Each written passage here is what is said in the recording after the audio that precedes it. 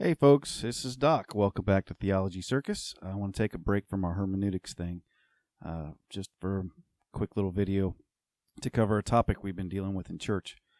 It's getting pretty popular now throughout the West to get back to Christian discipleship and what does the Bible have to say about it. Someone in our church, after we just finished a pulpit series on it, bought a whole big thick collection of books. It's a one-year study meant for small group discussion and study that covers the topic of discipleship. And it's basically just another system. There's several at my local Christian bookstore, all focusing on a more institutional look at discipleship, I guess you could say. And, like all of them, they got Bible quotes in them, and some may have been taken in context, others may have been taken out of context, but I briefly glanced through it, and I didn't give it a serious look because I've seen many like it before. And I'm going to try to sum up Christian discipleship in 15 minutes or less. So hang on, hold tight, strap on your helmet, and fasten your seatbelt. I'm going to sound a little harsh at times, and I don't mean to, even though I think it's justified and warranted. I think the Western Church, primarily here in America, needs a little slap on the back of the head once in a while, and discipleship is one of those areas where they need an iron skillet to the back of the head. We've just not done a good job of it over the past century or so, and it's because of the Western modern literal mind that wants to compartmentalize and arrange everything in a matrix and make a system out of everything. And discipleship doesn't work that way, unfortunately. It's a caught, not taught thing. And here in a second, you're going to understand why. My version of the Bible that I'm using today has 253 uses of the word disciple in all of its forms in the New Testament. I'd say that gives you a pretty large pool from which to fish from in order to look at what discipleship appeared to be in the Bible. It paints a pretty good picture, but it takes a lot of reading to do that, to find everywhere the word disciple is used in the Bible and then read it in context. You're pretty much reading the New Testament. And so what we want to do is we have to look at where we have direct comparisons. Where can we find actual instances of discipleship in the New Testament that we can use to compare to our time and our culture and our lives and try to make our lives look like theirs. Excuse me. So, it of course starts out in the Synoptic Gospels. We see Jesus' relationship to his followers. Now, first we need to look at the word itself, disciple. It just means pupil, a student. That's it. That's all a disciple is a student.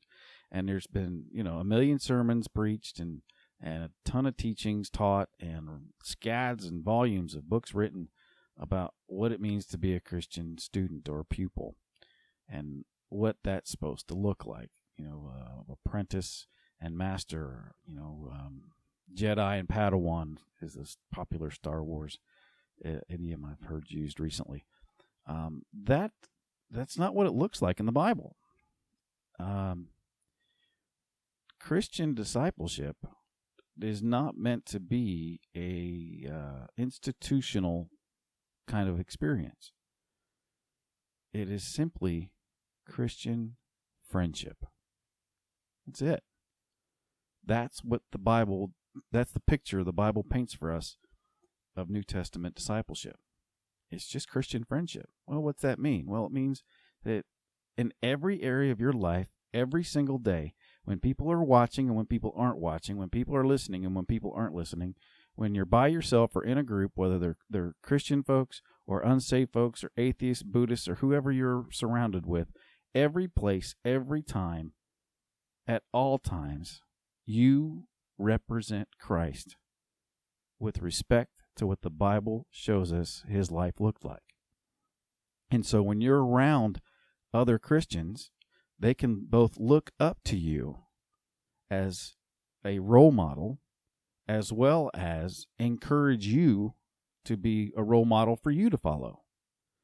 And so it's friendship based on the greatest of the 2 commandments, which Jesus gave us in Matthew, which is love God with all your heart, soul, mind, body, and strength, and love your neighbor as yourself. If you fulfill those 2 commandments, everything else in your life will fall in line behind those 2 mandates. Discipleship flows from who you are in Christ, from your heart to others, into the lives of other people, through sacrifice mostly, and intercessory prayer. The 2 primary weapons, 2 out of 3 of the primary weapons we have in spiritual warfare that actually work are also the 2 most important things required for Christian discipleship: self-sacrifice and intercessory prayer.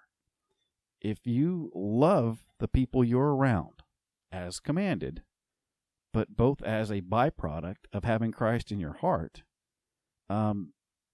then you're going to be involved in discipleship in everything that you do, whether you're at work, at play, at a ball game, whatever you're doing. Everywhere you are, you're engaged in discipleship. Now, it may be that you're discipling other Christians. It may be that they're discipling you as you walk out your friendship and your relationship based on the high moral values and character that a Christian's supposed to be, or you're living a life, an example to non-believers who are hopefully eventually get curious enough to how you can live your life in such a way to where you can't be offended, where nothing anybody does upsets you, because you don't have a right to have a bad day. You gave up your rights to be offended when you accepted the gospel. A lot of people don't like hearing that, but that's the truth. If Jesus was willing to take the beating and the thrashing and the bashing and the trashing that he did, and then get nailed to a cross and hang there and forgive the people who did it, what right do you think you have to have a bad day, to get angry because somebody cut you off in traffic and road raged, or to get upset because somebody else got the promotion that you were hoping to get, or that your neighbor can't cut his grass, or trash blows into your yard from his because he's a slob, or whatever? You don't have those rights anymore. When you say yes to Christ, you say yes to being unoffensible and unoffendable. You no longer have the right to offend others, nor do you have the right to be offended by others. And if you think you do, then you follow a different Jesus than the one portrayed in the Bible. Sorry. It sounds harsh, but it is harsh. And it's hard. It's a hard word to accept for a lot of people. It was hard for me to accept for years until I learned what sacrificial love really looked like. And so, if you truly want to be engaged in discipleship, then you need to be engaged in friendships that are based on sacrificial love and compassion and patience and kindness and goodness and holiness. It means not telling off-color jokes. It means not telling crude jokes. It means not picking on other people and constantly, making fun of them, even if it's done in jest, even if it's reciprocated. There's no example of that in the Bible at all. A mature Christian doesn't do those things. Now, I'm really good friends with my pastor, and we, from time to time, we pick on each other about stuff. There's, it's fun. We crack jokes on one another. It doesn't bother me when he does it to me, and I hope it doesn't bother him when I do it to him. But we have the kind of relationship to where if it did, all one of us has to say is that, hey, dude, that kind of hurt. That's kind of off limits. That's what loving relationships look like. But it's more important that we don't do those things in front of non-believers, because then they think it's okay to be a Christian and pick on other people. They see it as hypocrisy. Do you know that that's the only thing that offended Jesus in the Bible was hypocrisy? Somebody's going to say, well, he twisted up a whip and cleared out the money changers. Those were offensive to him. Well, yeah, but the root of that was hypocrisy. That's the only thing we ever see him really lose his cool about. The Pharisees, the Sadducees, the temple priests, they were the elite. The whole community looked up to them as the righteous elite, as the pinnacle of what it meant to be godly. And yet Jesus picked on them at every turn. He didn't pick on them because they were bad men. He didn't pick on them because they had bad teaching. He just picked on their hypocrisy. He pointed it out and blatantly shoved it in there, rubbed their noses in it. But he didn't even get offended at the cross, even though the cross was the most offensive thing in the history of mankind. Jesus didn't take it as a personal slight. He didn't take it as a personal offense. He knew exactly what it was. He knew why he was there. Same reason you're where you're put. Where God puts you is where he needs you to be to represent him faithfully and honestly in every area of your life. So if you want to learn, biblical discipleship, learn how to be a good friend. Learn how to be a good husband, a good wife, a good parent, a good student, a good child. Learn what the Bible has to say about all those things, and you will automatically learn to be a good disciple. The Bible, the word disciple, it just means pupil. It just means student. Doesn't mean you have to go to Bible college or seminary. It doesn't mean you have to be at the church every time the doors are open. And it doesn't mean that every time you hang out with Christians means you have to crack the Bible open and read God's word together and study the Bible together. It just means that in everything that you do, you faithfully represent Christ. That's it. You want to be a good disciple? Be involved in the lives of other believers. Call them up. Pray for them. Send them encouraging text messages. Be there for them when they need a shoulder to cry on. Listen more than you talk. So many people, they want to listen to respond instead of listen to hear. One of the most important pieces of advice I give to married couples when I do marriage counseling is that we need to listen to hear and not listen to respond. And to always take 30 seconds, 60 seconds, 90 seconds, however long it takes, in between, the two sides of the story. Men, when your wife says something, take a few seconds before you respond. Take a few seconds to decide if you even need to respond. Most of the time, wives don't come, they don't start talking to annoy us, and they don't tell us their problems to have us solve them. They just need to say them out loud, get them off their chest. Have you listen to them and show an interest in what they're saying. That's true of everybody. Don't spend so much time trying to fix everybody else's lives, telling them how to live their life or helping them make decisions unless they ask you to. Just be a friend. Be a Christ-like friend. That's all discipleship is. If you have to have it overcomplicated, then, with a book or a manual, how to be a good disciple, the money and time you wasted on that book, you just could have spent reading it in the Bible. Jesus and his disciples, they just hung out constantly. They went from place to place together. They ate together. They walked together. Everywhere they went, they walked. And that took a long time to get from place to place. You think they just walked in silence? Heck no, man.